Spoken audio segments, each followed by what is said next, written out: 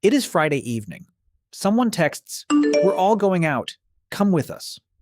You look at the message, look at the blanket, look at the food already in your kitchen, and experience absolutely no internal conflict. The thought of getting dressed, traveling somewhere loud, making small talk, and then finding a socially acceptable time to leave feels far less attractive than staying exactly where you are. And when you finally reply, "I think I'm staying in tonight," there is a tiny sense of relief. Some people hear that and assume one of three things. You are boring, you are antisocial, or you secretly need someone to drag you outside so you can start living. But loving home is not a psychological diagnosis, and it does not automatically mean fear, depression, or poor social skills. For many people, home simply satisfies needs that the outside world does not satisfy as efficiently. The first is control. Outside your front door, the environment negotiates with you. Traffic decides how loud things are. Other people decide how close they stand. A restaurant chooses the music. Your workplace chooses the lighting. A crowded store puts a stranger's shopping cart approximately 2 millimeters from your ankle. At home, you control much more of the sensory and social environment. You choose the temperature, the sound, the clothes, the food, the pace, and whether a conversation happens at all. That control can be psychologically restorative. Environmental psychology has long treated home as more than a physical building. Home can become a place tied to identity, privacy, security, and a sense of refuge, when your environment feels like an extension of you. Returning home can feel like taking off a costume you did not realize you were wearing. This is especially noticeable after a socially demanding day. You may genuinely like your coworkers. You may enjoy your friends. You may even have had a great dinner. And still, the moment the door closes behind you, your shoulders drop. That does not mean the people were bad. It means social interaction required regulation. Every conversation contains small demands. Listen, interpret expression, decide when to speak, monitor tone, notice whether the other person is finished, remember what they said, respond appropriately. Most of this happens automatically, but it is still processing. Some people find that stimulation energizing, others enjoy it in smaller doses and recover best when the input stops. But if home feels this good, what exactly are you getting? That difference explains why two people can spend the exact same Saturday at home and have completely different psychological experiences. Person one makes coffee, cleans a little, works on a hobby, watches something, calls a friend, and ends the day feeling reset. Person two stays home because leaving feels frightening, ignores messages they wish they could answer, and becomes more isolated as the day goes on. Same couch. Completely different mechanism. The important question is not, do you stay home a lot? It is, what happens to you when you stay home? Healthy solitude tends to restore choice. You come out of it with more energy, clarity, or willingness to reconnect.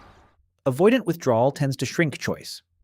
The longer you stay away, the more impossible the outside world begins to feel. That distinction matters because people who love home are often encouraged to distrust a preference that may actually fit them well. We live in cultures that frequently display social life publicly. Restaurants, trips, concerts, parties, events. Nobody uploads a dramatic montage called, "I reorganized one drawer, made pasta, and had a perfectly decent evening." Quiet satisfaction is difficult to advertise. So visible activity can start looking like the only kind of activity that counts. The interesting part is that comfort is only one layer. No one is asking what you want for dinner. No one is deciding when the group leaves. No one is filling silence because silence apparently committed a crime. You can move at your own pace. Psychologist Netta Weinstein and colleagues have studied solitude in a way that separates simply being alone from wanting that alone time for self-directed reasons. Their work suggests that solitude tends to feel better when it is chosen rather than imposed. That may be why the same empty apartment can feel peaceful on Saturday morning and painfully lonely on a night when you wanted connection but did not have it. The walls are identical. The psychological meaning is not. And this is where a harmless preference can start telling you something deeper. This also explains why a person can be a homebody without being socially indifferent. You might spend most evenings at home and still care deeply about a few relationships. You may prefer one friend on the sofa to 12 people around a restaurant table.